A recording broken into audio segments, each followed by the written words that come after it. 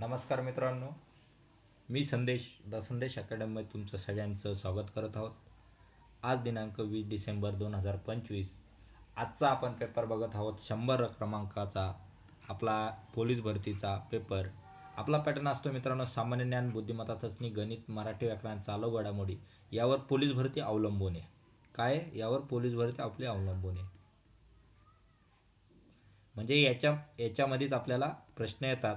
तर आपला मिशन आहे, आपल्याला 85च्या प्लस कसे मार्क मिळवता येईल हे आपलं एक मिशन आहे. आपल्या द संदेश अकॅडमीचं मिशन आहे ॲट 2025ची पोलीस भरती. तर आपण मागच्या वेळेस कोणता पेपर बघितला होता मित्रांनो? मुंबई लोहमार्ग आयुक्तालयाचा पेपर बघितला होता. तर त्याच्यात आयुक्तालय चालक पोलीस म्हणून हा पेपर बघितला होता मागच्या वेळेसचा 2024चा. त्याचा बी पार्ट बघितला होता. काही कारणास्तव ए पार्टचा लेक्चरमध्ये व्हॉईस येत नसल्यामुळे तो अपलोड करता नाही आला मला, त्यामुळे मी बी अपलोड केला. तर आपण बीचे 26 ते 50 हे प्रश्न बघितलेले आहेत. तर आता आपण आज मुंबई लोहमार्ग आयुक्तालय चालक पोलीस पार्ट ए चे 1 ते 25चे प्रश्न बघणार आहात.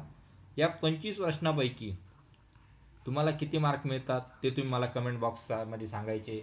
मार्क कसे बघायचे मी प्रश्न दाखवेल. एकदा प्रश्न स्लाईडवर आला की तुम्ही 2 मिनटं पॉज करायचा व्हिडिओ आणि नंतर त्याचा प्रश्नाचं उत्तर द्यायचं. ते प्रश्नाचं उत्तर बरोबर आहे की नाही हे तुम्ही टॅली करायचं आणि शेवट कमेंट बॉक्समध्ये सांगायचं की 25पैकी मला किती मार्क मिळाले हे पण मला कळवायचं आहे. तर चला, आजचा आपला पहिला प्रश्न आहे मित्रांनो. 12 मजुरांनी एक काम करण्यास 12 दिवस लागतात, तर 8 मजुरांना ते काम करण्यास किती दिवस लागतात? 8, 12, 16, 18. सरळ सरळ. किती मजूर? 12 मजूर. किती दिवस? 12 दिवस. किती मजूर? 8 मजूर. किती दिवसात करणार ते सांगितलंय, तर सरळ सरळ भाग द्या. हा झाला 4 त्रिक 12, 4 दून 8, हा बेसक 12 आणि 7 त्रिक 18, x इक्वल टू 18 दिवस लागतील मित्रांनो. ऑप्शन क्रमांक 4 हा आपला योग्य उत्तर असणार आहे. असं लवकर तुम्हाला आकडेमोड जमली पाहिजेत. एका संख्येने 6 भागल्यास 4 उरते, तर 7ने भागल्यास बाकी 5 उरते, तर उरती ती संख्या कोणती? सरळ सरळ मित्रांनो ऑप्शन उचलायचे. 6च्या पाड्यात कितीनं भागल्यावर 4 उरतील? 6 6 36. 36मधून 40 गेले, किती उरतात? 4 उरतात. 7 5 35. 35मधून बाकी किती उरतील? 5 उरतील. त्यामुळे ऑप्शन कोणता आपला? 40. ऑप्शन क्रमांक 3 हा आपलं योग्य उत्तर असणार आहे. खालीलपैकी पूर्ण वर्ग संख्या कोणती? आता जर मित्रांनो तुमचे वर्गमूळ जर पाठ असेल तर तुम्हाला या प्रश्नाचं उत्तर एका झटक्यात किंवा एका सेकंदात माहीत होणार आहे. तर तुम्हाला 48चा वर्ग जर माहीत असेल तर 48चा वर्ग आहे मित्रांनो 2304. त्यामुळं 48चा ऑप्शन क्रमांक 2 हे योग्य उत्तर येणार आहे. 48चा हा वर्ग दिलेला आहे डायरेक्ट 2304. ही एक पूर्ण वर्ग संख्या आहे. पुढचा प्रश्न, 2 क्रमागत समसंख्यांचा गुणाकार 288 येतो, तर त्यापैकी मोठ्या संख्येचा वर्ग किती? मित्रांनो पुन्हा एकदा ऑप्शनकडे बघा. 256 हा कोणाचा वर्ग वाटतो मित्रांनो? 16चा वर्ग आहे. 289 हा 17चा वर्ग आहे. हा 324 हा कितीचा वर्ग आहे? 18चा वर्ग आहे. आता 484 नसल माहिती तर जाऊ द्या विषय सोडून. आपल्याला हे 3 तर वर्ग माहिती आहे. सरळ सरळ हा ही समसंख्या आहे का मित्रांनो? नाही आहे. त्यामुळे विषय संपून जातो. सरळ सरळ आपल्याला 16 आणि 18चा जर गुणाकार केला तर 288 येतो. तर सगळ्यात मोठी समसंख्या त्यांनी काय, 2 क्रमागत संख्या आहे, एक 16 आणि 18. आता हा 484 ही 20च्या वरची 20चा वर्ग 400 होतो. क्रमागत येते का? नाही येते. ती 22चा येईल. त्यामुळे क्रमागत 16 आणि 18 येईल, मध्ये एक विषम संख्या येईल, क्रमागत आली. तर सगळ्यात मोठ्या वर्गाचा संख्या किती आहे? 324. ऑप्शन क्रमांक 3 हे आपलं योग्य उत्तर आहे. काही प्रश्नांचे उत्तर अशा असतात मित्रांनो की ऑप्शन ॲनालिसिस करा आणि तुमचं उत्तर मिळवा. काहीच दिलेलं नसते, एक ट्रिक वापरायची आणि आन्सर घ्यायचं. बाकीचा काही कॅल्क्युलेशन करायचं नसतं. चला पुढचा प्रश्न. 3 संख्या 3 आज 4 आज 5 प्रमाणात गुणोत्तर असून त्या वर्गांची बेरीज त्याच्या वर्गांची बेरीज 4050 आहे. तर त्यापैकी सर्वात मोठी संख्या कोणती हे विचारलेलं आहे मित्रांनो. त्यांनी काय सांगितलं, हे तीनांचं गुणोत्तर आहे. या तीनांचं गुणोत्तर, तीनाचा वर्ग किती होतो 9x, 4चा वर्ग 16x, 5चा वर्ग 25x इक्वल टू किती सांगितलं आहे 4050. 25 9 हा 25 50x, 50xचा स्क्वेअर, हे स्क्वेअर राहिला मित्रांनो, वर्ग सांगितलं तर 4050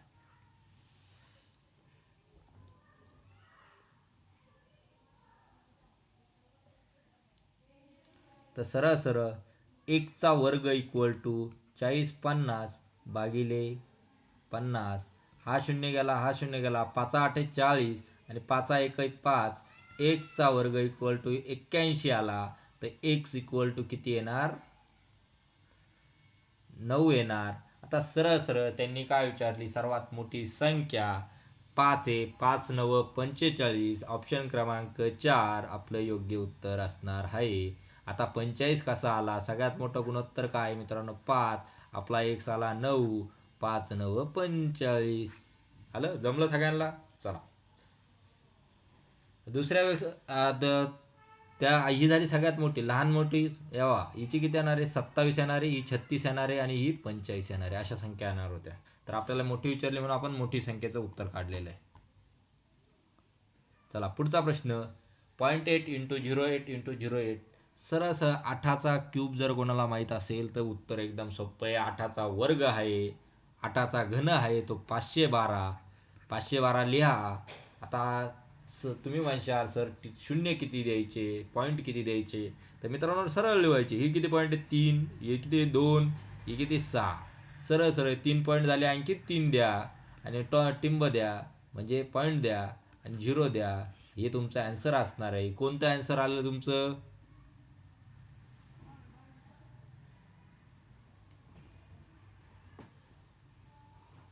हे 3 आणि 2 5 आले तर हे आन्सर येणार आहे तुमचं ऑप्शन क्रमांक 4.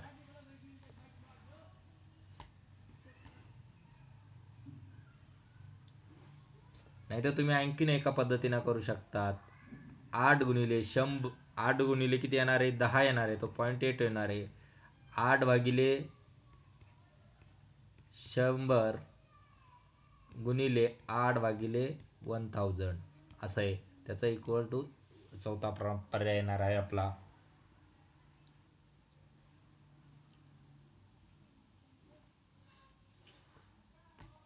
समजलं सगळ्यांना. चला पुढचा प्रश्न. जर 18 सायकलीची किंमत 31,950 रुपये आहे तर अशा 7 सायकलींची किंमत किती. 18 सायकलची किंमत जर 31,950 आहे तर एक सायकलची किंमत काढायसाठी 31,950 ला 18ने भाग द्या. 18 एका 18, 18तून किती उरले ते 2 आणि ते 1 3 आणि 3 13, 13 उरले 139 झाले. 139 किती होतात, 18 साते किती होता मित्रांनो, 139ला भाग जाणार 18 साते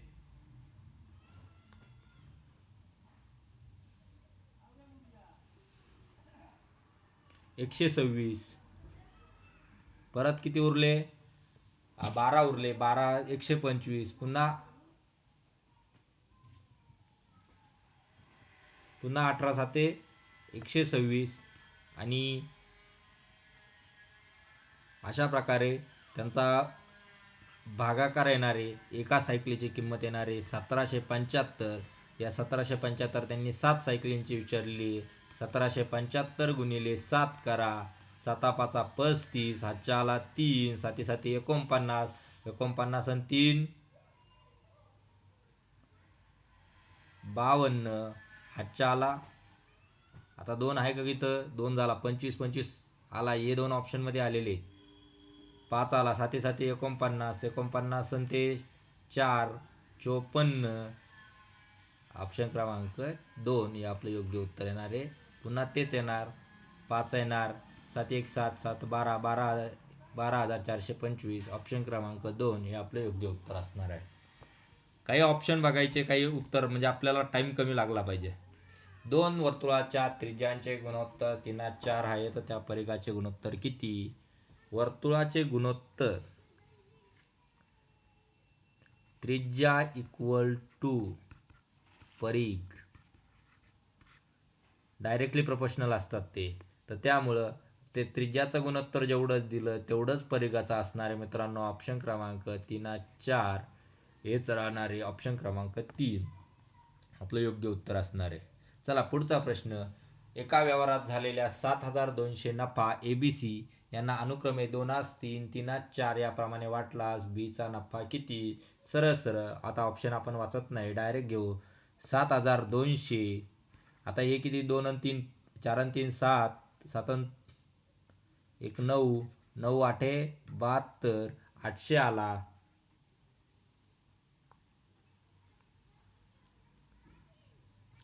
आणि त्यांनी कशाचा विचारलेला आहे आपल्याला? बीचा वाटा विचारलेला आहे. बीचा अनुपात किती आहे? 3. 800 गुणिले 3 करा, 8 त्रिक 24, 2400 हा आपला बीचा वाटा येणार आहे का? ऑप्शन क्रमांक 3. आता मित्रांनो बीचा झाला, आपण आता चला एचा बी काढू. 8 2 16, 1600 हा झाला बीचा, हा झाला एचा, आणि 8 चौक 32 हा झाला सीचा. समजलं? चला पुढचा प्रश्न. जावई आणि तिच्या आईच्या आजच्या वयाची बेरीज. जावई नाही तो जान्हवी आहे, टायपिंग मिस्टेक झालेला आहे.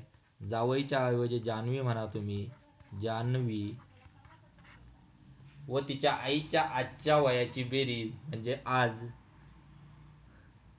म्हणजे मदर प्लस डॉटर, त्यांच्या वयाची बेरीज 64 असून त्यांच्या दोघींच्या वयातला फरक, म्हणजे या दोघींच्या वयातला फरक जो काय फरक असणार आहे तो 30 वर्षाचा आहे. तर जान्हवीचे आजचे वय किती हे त्यांनी विचारलेलं आहे मित्रांनो. सरळ सरळ या दोघांची बेरीज 30, 64 होते. 30 मधून 64 गेले, किती उरतात?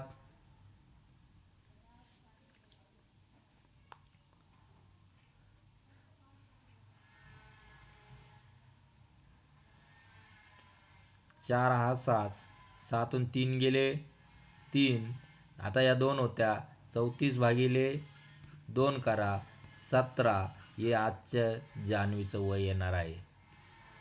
तर आईचं वय काढायचं, तर आईचं वय सरळ 64 मध्ये 60 ॲड करा, 30 ॲड करा, म्हणजे ते डिफरन्स किती झाला? 4, आणि हा 6 3 9 भागिले 2 करा, तर किती येणार आहे? 47. हे झालं जान्हवीच्या आईचं वय. आजचं वय हे जान्हवीच्या आईचं 47 वर्ष, आणि आपल्याला विचारलेलं आहे जान्हवीचं वय किती? तर 17 वर्ष आहे मित्रांनो. चला पुढचा प्रश्न. 3 व्यक्तीच्या वयाची सरासरी 24 वर्ष असून त्याच्या वयाचे गुणोत्तर 2:3, 3:7 आहे, तर त्यापैकी सर्वात लहान व्यक्तीचे वय किती? सरळ सरळ मित्रांनो 3 व्यक्तींचं वय दिलेलं आहे, त्यांच्या वयाची बेरीज दिलेली आहे. सरासरी 24 गुणिले 3 करा, 72 आले, आणि 72ला या तिघांची गुणोत्तरांनी गुणा करा. 7 आणि 3 10, 10 आणि 2 12, 12 72, x इक्वल टू किती आला? 6 आला आपला. त्यात सगळ्यात कमी ते करायचं म्हटलं तर सगळ्यात गुणोत्तर कमी कोणाचं आहे? 2चं आहे, पहिल्याचं आहे. 6 2 12, ऑप्शन क्रमांक 3 हे आपलं योग्य उत्तर असणार आहे. 25च्या पाढ्यातील पहिल्या 9 संख्यांची बेरीज. ऑप्शन आहे 900, 1125, 1250, 125. तुम्हाला डायरेक्ट उत्तरच दिलं गेलं माझ्याकडून. 1125 आहे ऑप्शन क्रमांक 2. आता ते मित्रांनो कसं, तर आता जर असं विचारलं तर या संख्यांची बेरीज किती, तर सरळ सरळ आपल्याला x म्हणजे 9 संख्या दिलेल्या आहे. n इक्वल टू, त्याला n आपण बोलू शकतो, x पण बोलू शकतो. पहिली संख्या म्हणजे फर्स्ट संख्या प्लस लास्ट संख्या डिवाइड बाय 2 असं असतं. आपल्याला 9 दिलेला आहे. पहिली संख्या आपली 25 आहे, लास्टची संख्या 225 आहे, भागिले 2. 25 आणि 2 ते 250 होणार. 250 गुणिले 25 गुणे 9 आणि प्लस 2. 25 9 225, 2250. 2250 भागिले 2, 2250 ते गेलं होतं 1125 उत्तर येतं. ऑप्शन क्रमांक 2 आपलं योग्य उत्तर असणार आहे मित्रांनो. चला 1200चे 15% किती? सरळ सरळ मित्रांनो, चला 1200 गुणिले 15 डिवाइड बाय 100. हे 2 शून्य कट झाले, हे 2 शून्य. 12 गुणिले 15 180 होतात. ऑप्शन क्रमांक 2 डोळे झाकून क्लिक करा आणि 1 मार्क घेऊन टाका.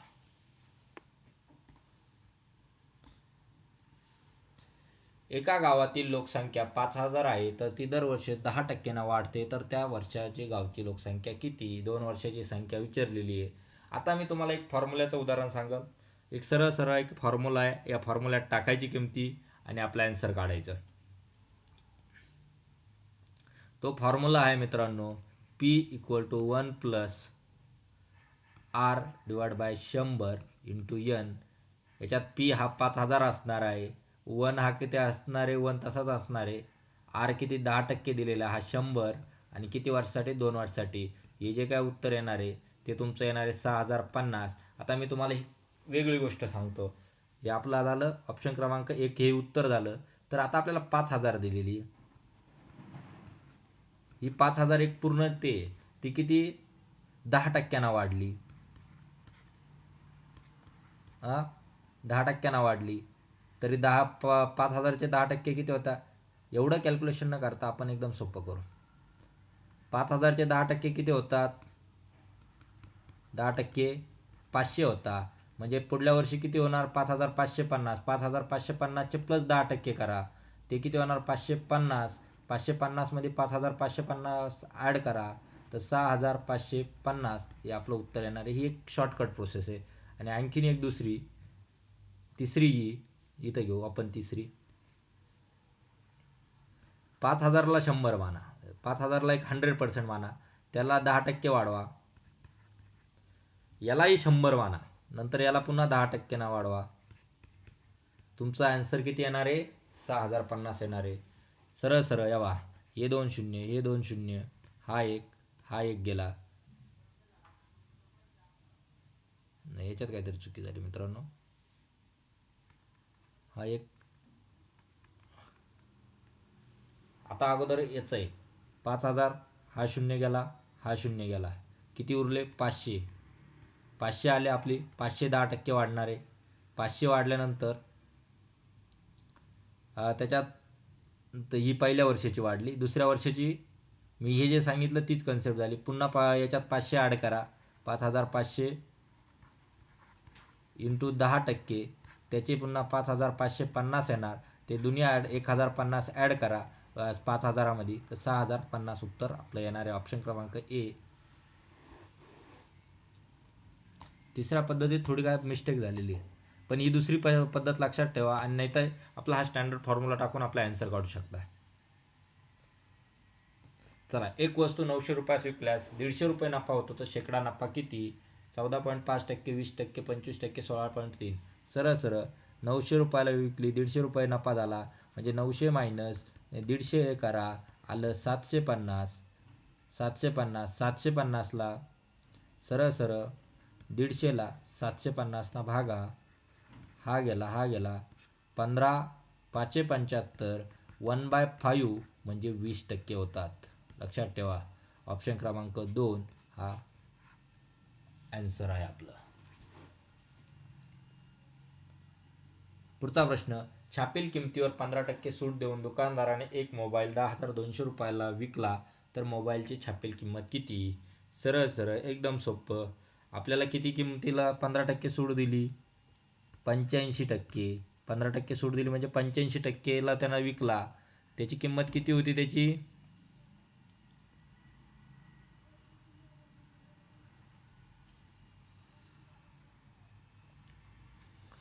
त्याची किंमत किती होती आपली?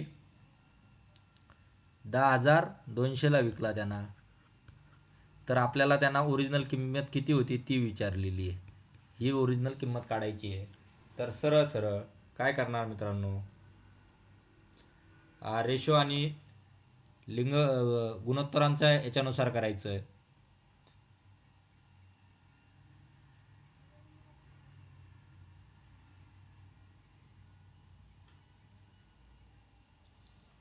आता सरळ सरळ हा 85% सूट भेटली तर 85ला हा 1000, मग त्यांनी काय केला 85ला किती ना गुणल्यावर 10,200 येतात 120 ना. ओके, तसंच हा 100ला 120 ना गुणा तर आपलं किती येतील 12,000. हे डायरेक्ट शॉर्टकट, त्यामुळे ऑप्शन क्रमांक 3 हे आपलं योग्य उत्तर असणार आहे. जर तुम्हाला पुस्तकातली मेथड पाहिजे असेल तर पुस्तकातल्या मेथडनुसार तर कसं काढणार आपण, छापील किंमत इक्वल टू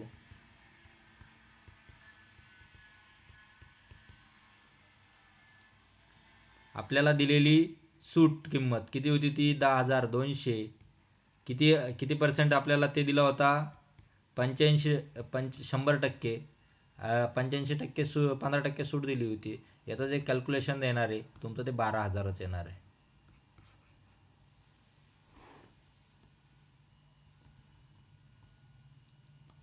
पुढचा प्रश्न, दशादशे 10 दराने 5,000 रुपयाची मूळ सरळ व्याजाने 7,250 ऱ्हास होण्यास किती वर्ष लागतील. सरळ फॉर्म्युला आहे interest equal to PRT divide by 100. तर P किती आहे आपला प्रिन्सिपल 5,000, R किती आहे 10% इंटू T काढायचा इंटू 100 ठेवा. इंटरेस्ट किती आहे 7,250. ओके, टोटल व्हॅल्यू म्हणजे 7,250 त्याच्यातून मायनस करा ती किती होती 2,250 होती. 2,250 हा इंटरेस्ट आला. तर मग त्याच्यात काय करणार T इक्वल टू 2,250 इंटू 100 भागिले 5,000 इंटू 10. 10 10 100. हा शून्य गेला, हा शून्य गेला.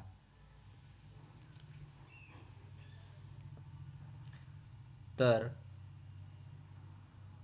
5 चोक 20, 2 उरले 25, 5 5 25. हा 4.5 इयर्स आपलं येणार आहे. ऑप्शन क्रमांक 4 हे आपलं योग्य उत्तर असणार आहे.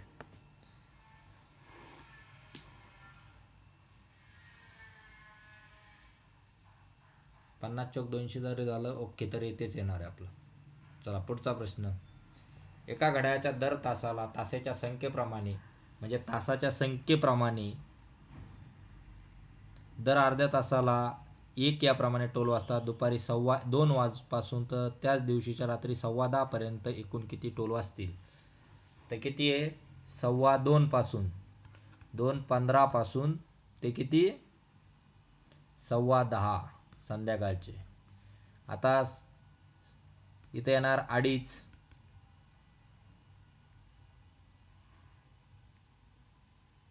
3, 3:30, 4, 4:30, 5, 5:30,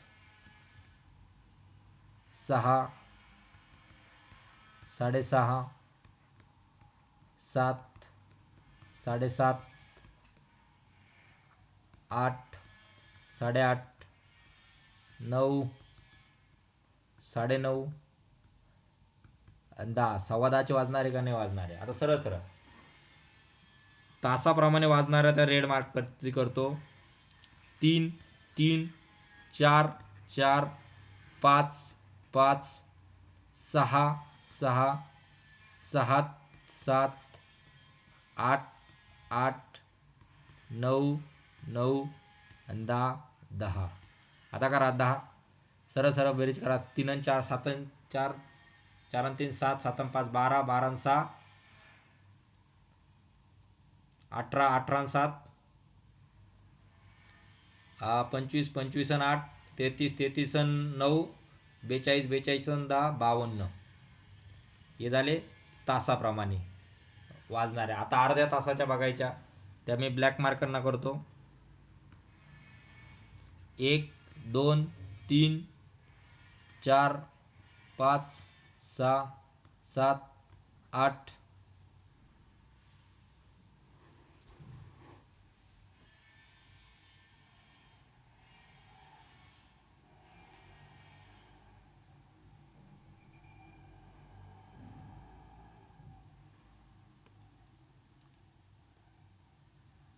अशा 52 आणि 8 किती झाल्या मित्रांनो?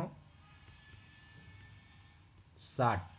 ऑप्शन क्रमांक 3 आपलं योग्य उत्तर असणार आहे. समजलं सगळ्यांना? एका संख्येला 12ने गुणण्याऐवजी चुकून 21ने गुणले तर त्यांचा गुणाकार मूळ गुणाकारापेक्षा 108ने जास्त आला तर ती संख्या किती? तर सरळ सरळ मित्रांनो, चुकीचा गुणाकार काय केला आपण? चुकीचा गुणाकार केला मायनस बरोबरचा गुणाकार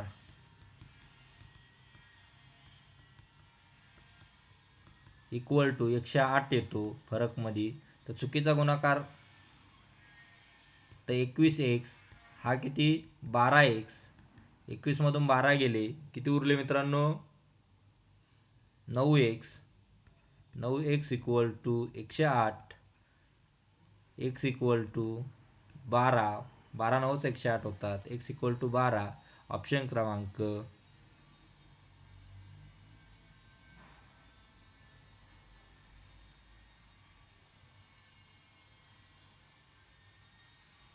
नवना भागल्यावर किती उरते? 9 1 9, 9 2 18, 12 उरतात. ऑप्शन क्रमांक 1 हे आपलं योग्य उत्तर असणार आहे. मला वाटलं काही चुकी झाली का? 1 ते 10 संख्यांच्या घनांची बेरीज. आता हा डायरेक्ट घनांची बेरीज ही आपली पाठच झालेली सगळ्यांची. 55चा वर्ग म्हणजे 3025. ऑप्शन क्रमांक 4 हे आपलं योग्य उत्तर असणार आहे. 55चा वर्ग म्हणजे 55चा घनांची बेरीज.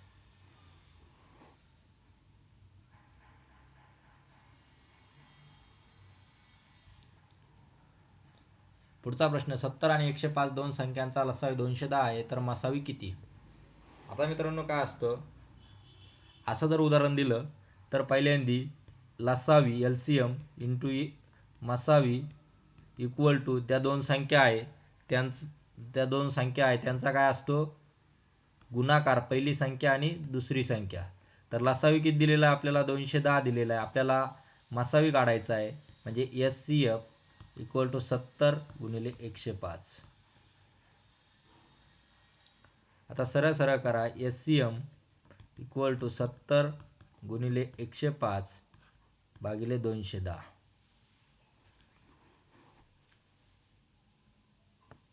आता सरळ सरळ बघितलं तर हा शून्य गेला, 7 त्रिक 21 आला, 3 त्रिक 9 गेला, 1 उरला, 3 5 15, 35 उत्तर येणार आहे. SCM आपला किती येणार आहे मित्रांनो? 35 येणार आहे. ऑप्शन क्रमांक 1 आपलं योग्य उत्तर असणार आहे. 30 सेकंदाचे 4 मिनिटाशी गुणोत्तर किती असेल? तर सरळ सरळ 30 सेकंद 4 मिनटं 6 चोक 24, 240. हा शून्य गेला, 3 1 3, 3 8 24, 1 8 हे गुणोत्तर असणार आहे. तर ऑप्शन क्रमांक 2 हे आपलं उत्तर असणार आहे. संपूर्ण भारतात भारतीय न्याय संहिता 2023 BNS अंतर्गत गुन्हे दाखल करण्याच्या प्रक्रिया कधीपासून सुरू झाली? 1 जुलै 2024 पासून सुरू झाली. ऑप्शन क्रमांक 1 हे आपलं योग्य उत्तर आहे. संपूर्ण भारतात लागू करण्यात आलेला भारतीय नागरिक सुरक्षा संहिता BNS मूळ कोणत्या कायद्याला रिप्लेस केले? तर कोणत्या कायद्याला? फौजदारी प्रक्रिया संहिता 1973 या कायद्याला रिप्लेस केले. ऑप्शन क्रमांक 2 आपलं हे योग्य उत्तर असणार आहे. नथुला खिंड ही भारतात कोणत्या राज्यात आहे? जम्मू काश्मीर, हिमाचल प्रदेश, उत्तराखंड, सिक्कीम. ऑप्शन क्रमांक 4 सिक्कीम हे आपलं योग्य उत्तर असणार आहे. अशा प्रकारे मित्रांनो आपला पेपर संपलेला आहे. तर आज आपण मुंबई लोहमार्ग आयुक्त चालक पोलीस हा आपण पेपर बघितला. 25 पैकी तुम्हाला किती मार्क मिळाले ते तुम्ही मला कमेंट बॉक्समध्ये कळवायचे. व्हिडिओ आवडला असेल तर नक्की लाईक करा, शेअर करा. काही त्रुटी असेल तर कमेंट करून आम्हाला कळवू शकतात. दररोज संध्याकाळी 7 वाजता द संदेश अकॅडमीवर आपल्याला पोलीस भरतीचा पेपर बघायला मिळतो. तर चॅनलला अपडेट येण्यासाठी सबस्क्राईब करा आणि नवनवीन व्हिडिओ किंवा नवनवीन लेक्चर पोलीस भरतीसाठी बघत राहा आणि पोलीस भरतीमध्ये यशस्वी व्हा. आज आपण इथेच थांबूया. जय हिंद, जय भारत.